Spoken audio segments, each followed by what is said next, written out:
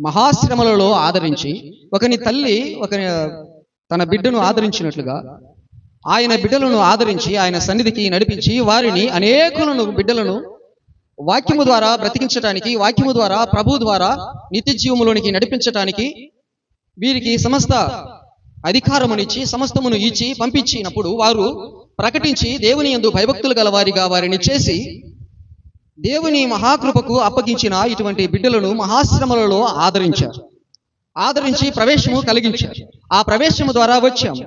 మేము కూడా ఇక్కడికి వచ్చి ఉన్నాము. వచ్చినప్పుడు మా ప్రయాసము వ్యర్థము కాలేదు. ఎందుకనగా ఇక్కడ కొంతమందిని ఆయన ఆదరించాడు.